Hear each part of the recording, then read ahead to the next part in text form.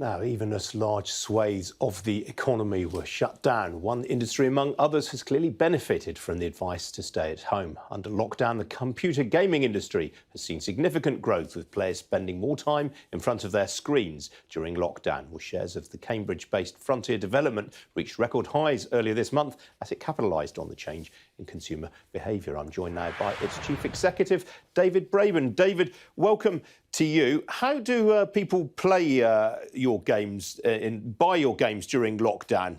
Presumably they just stream them, do they?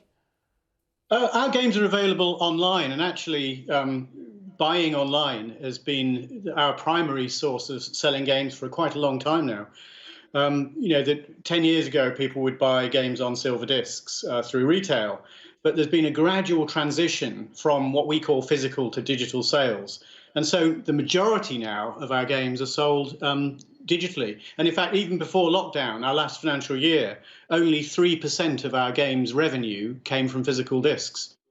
So it just shows, that we were already mostly digital. So you buy them online, you buy them from Steam, from Xbox Live, from PlayStation, the PlayStation Store. There are lots of places you can buy them. And so it's very easy to do that from home. And of course, you play them at home.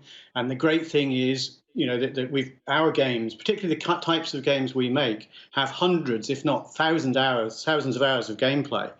And they're social as well. So in lockdown, it just gives you that extra feeling of normality, which is fantastic. And our sales have been up very significantly during lockdown.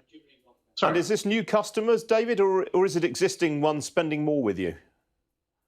It's a mix of both. In fact, there are sort of three. There are returning customers, people who've played our games in the past and may have lapsed a little bit, but have come back. There are new customers seeing our games on social media and all sorts of things like that. And there are new gamers.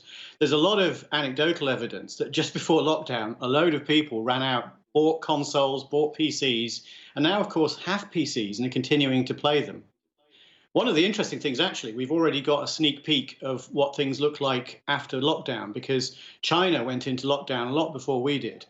And of course, we get stats from all around the world. So we see our games, saw a very big spike of sales during lockdown in China.